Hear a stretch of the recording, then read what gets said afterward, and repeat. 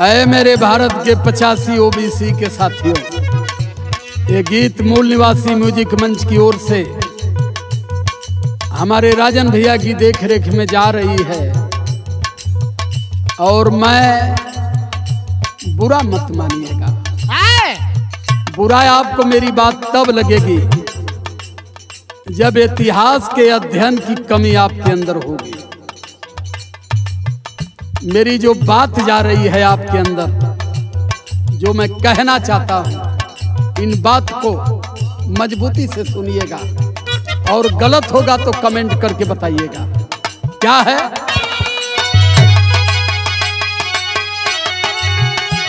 अरे पुरखन के अपने ईमान के निशाचर हर साल पुतला जरैलाहू, ब्रह्म जलवई में यादो, ब्रह्म जलवई में यादो फांस गईला।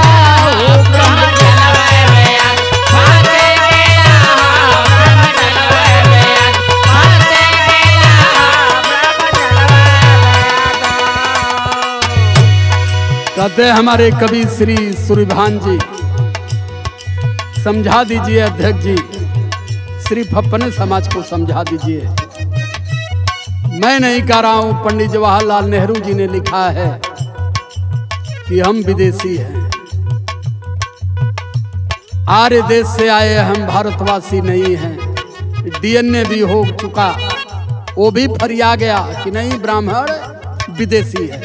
तो हमें देसी विदेशी से मतलब नहीं है, क्योंकि हम समता, समानता, भाईचारा और समता मूलक के पुजारी हैं। हम सिर्फ आपको इंसान मानते हैं, लेकिन आपसे हमारा जो जवाब तलब हो रहा है सिर्फ इसलिए कि आप देश में कमाने खाने आए थे, लेकिन भ्रम जाल में और पाखंड में हमारे 85 मूल निवासियों को आपने फंसा करके उनके जीवन को तबाह कर दिया।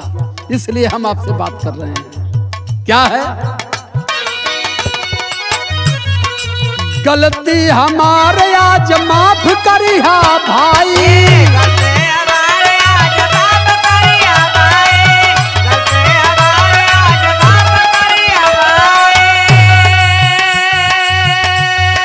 लिखल इतिहास पीछे बात हमें बताई।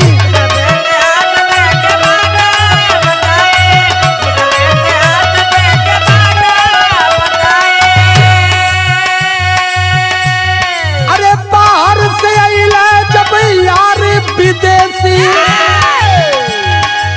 काहे पुरोहित बन कैलाहू, ब्रह्म जलवई में यादो, ब्रह्म जलवई में यादो फांस गईलाहू।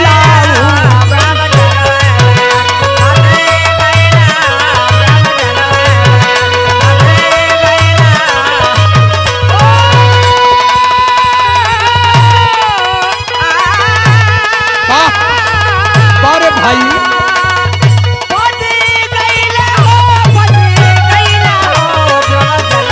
में यादो फांस गईला।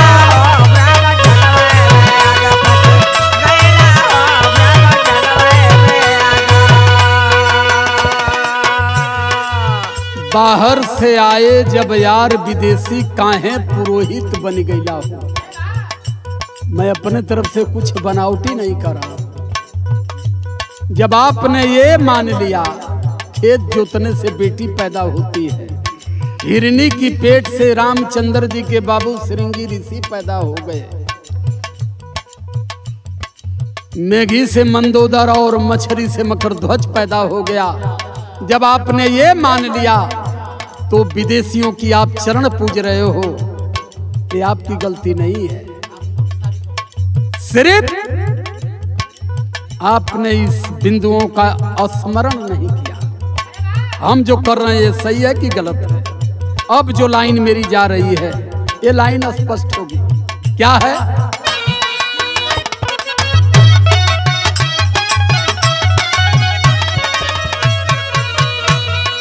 सृष्टि का रचना कर ब्रह्मा जी कैले,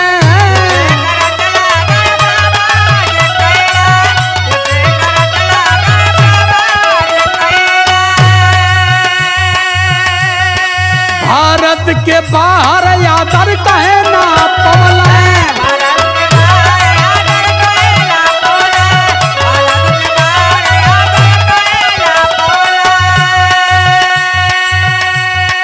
चार बड़े भारत में कहे के हमारे,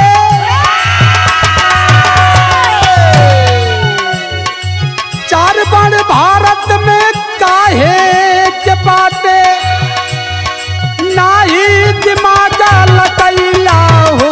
ब्रह्म जलवई में यादो, ब्रह्म जलवई में यादो बज गईला हो।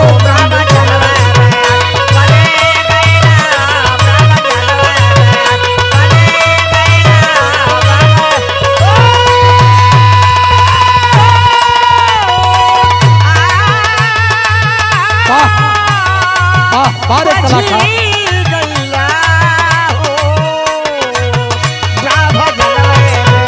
बज गईला हो ब्रह्म जलवई में यादो।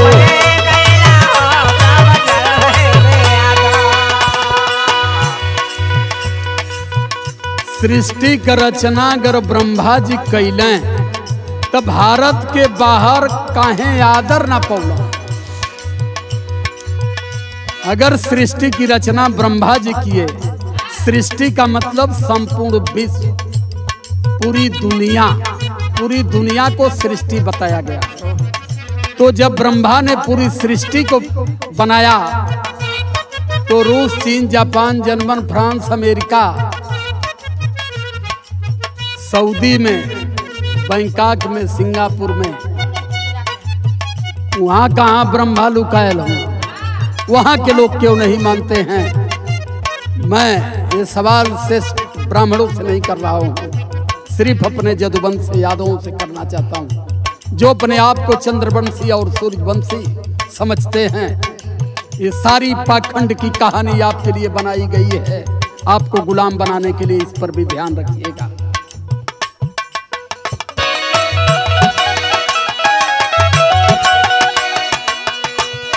ये लाइन हमारी जा रही है तीसरी, क्या कहती है?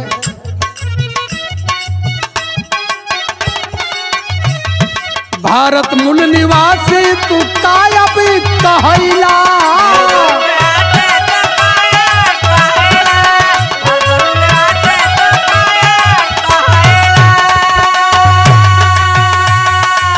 राजा जदू को कैसे पूर्वज भैला।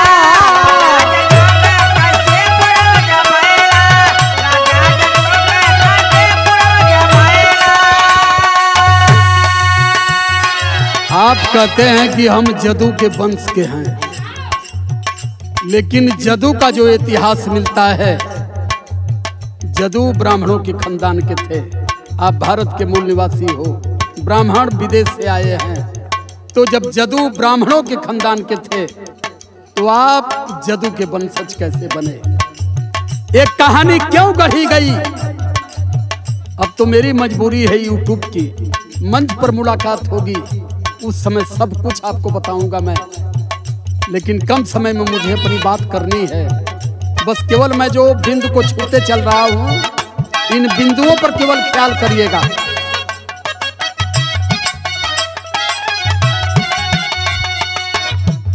भारत का मूल निवासी आप जब कहला,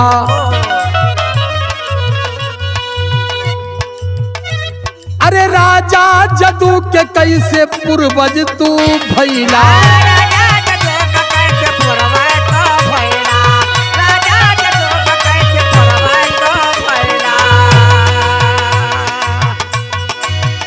अरे वंश छत्री जब राजा जदू रहला,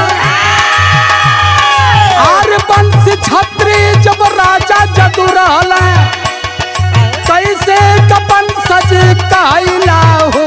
ब्रह्म जलवई में यादो, ब्रह्म जलवई में यादो बज गईला हो। ब्रह्म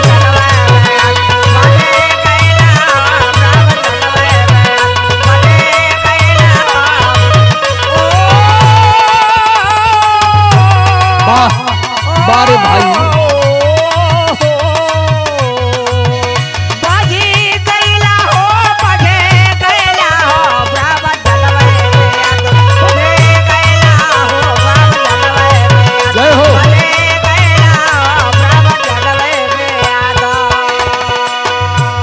बात को समझते चले।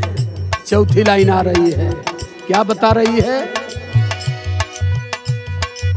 ब्रह्मा के लाल रहे अत्रि मुनि ज्ञानी,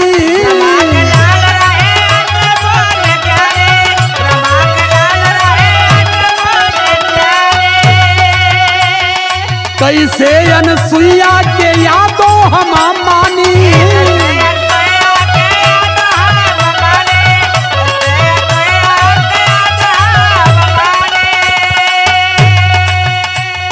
ब्रह्मा के लड़के रहे अत्रि मुनि। ब्रह्मा जी ब्राह्मण थे, अनसुईया अत्रि मुनि की पत्नी थी। तो ये कहा जाता है वहीं से यादवों का कुल चला है। बिना एविडेंस का हम इसे नहीं मानेंगे। और हम कैसे माने? ब्रह्मा ब्राह्मण थे, अत्रि उनके बेटे थे, अनसुईया उनकी पत्नी थी। इन पाखंडों से भी हमें बाहर निकलना पड़ेगा और सोचना पड़ेगा। सिर्फ एक बात जान लो, अहीर चमार कहार पोहार माझी मल्ला लोध, केवल जातियों से आप बाहर निकल करके इंसान बन जाओ, सारी समस्याओं की जड़ खत्म है।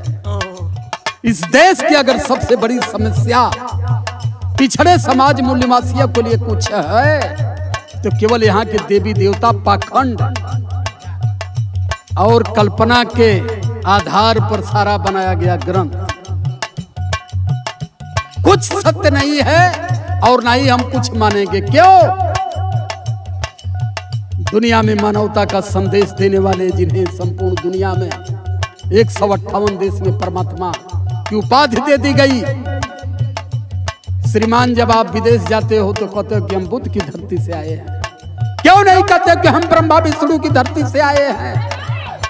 ये कहने में शर्म क्यों लगती है आपको? आज भारत विश्व गुरु की श्रेणी में खड़ा है तो सिर्फ तथागत भगवान गौतम बुद्ध के नाम पर खड़ा है, ना कि आपके भगवान राम, रहीम, दुर्गा, काली, भवानी, भगवती, ब्रह्मा विष्णु के बल पर खड़ा है। तो मुझे आपसे कुछ नहीं कहना है, मैं अपने समाज से, अपने लोगों से कह रहा हूं कि इस चीज को अगर पढ़े लिखे हैं तो इस पर तर्क करिए। क्या है?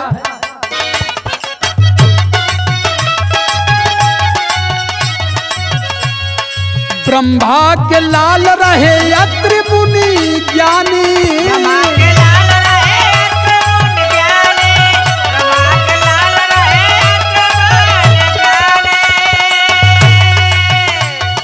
कैसे अनसुईया के यादों हम मानी,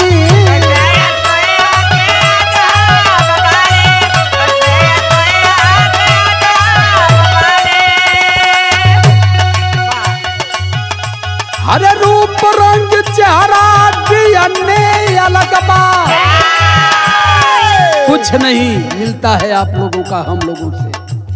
रूप अलग है, चेहरा अलग है, सोच अलग है, यहाँ तक कि डीएनए भी अलग है। आपकी डीएनए हमसे मैच नहीं करती है। कैसे हम आपको अपना मान लें? लेकिन उसके बाद भी हम आपका आदर सम्मान कर रहे हैं। लेकिन आदर सम्मान के बदले आपने हमें कहाँ किया है? क्या है?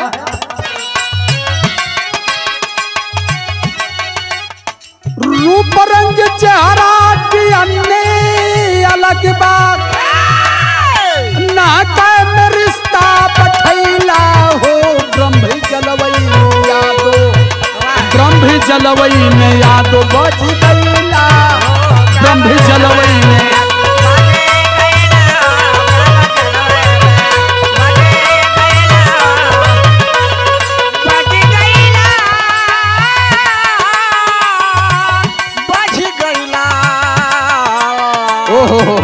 क्या बात है, वाह रे भाई।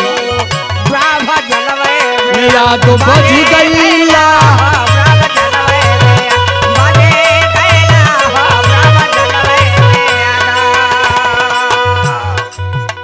आखिरी लाइन है और आखिरी लाइन में स्पष्ट रूप से मैं अपने यादव समाज को बताना चाहता हूं कि धरती के आप पुरोधा हो। आपके इतिहास को मिटा दिया गया, कुचल दिया गया, शुद्ध की श्रेणी में ठेल दिया गया, क्योंकि भारत के आप राजवंशी हो। मेरी बात का भरोसा न हो, ये अगर आपको भ्रम में डालते हो तो एक छोटा सा उदाहरण भी बता दे रहा हूं। आपका ही भाई यशस्वी मुख्यमंत्री माननीय अखिलेश यादव जब कुर्सी छोड़े तो ये पाखंडी गिरवा वस्त्र धारण करके जब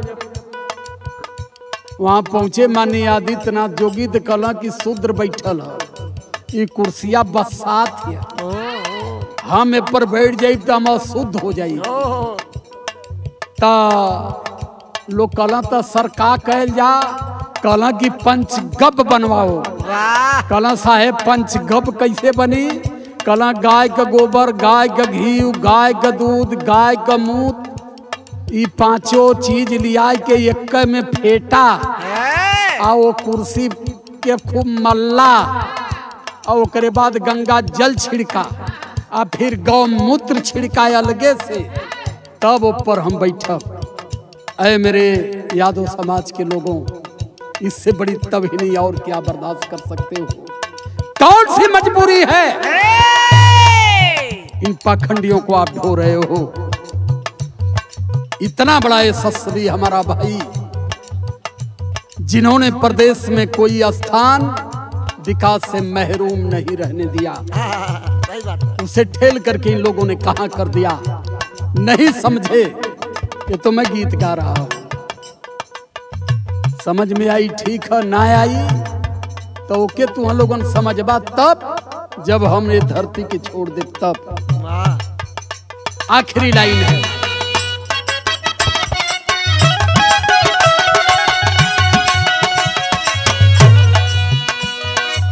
सोया जमीर अपन यादों जगावा,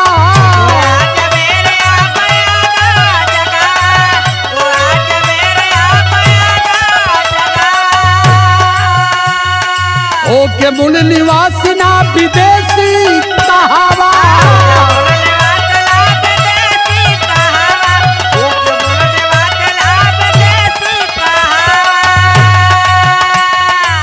कभी सूरज भान कहा गफलत में पड़ के, राजकुमार कहे अनारैला हो, ब्रह्म लोकवई में यादो, ब्रह्म जलवई में यादो बजी गैला हो, ब्रह्म जलवई में।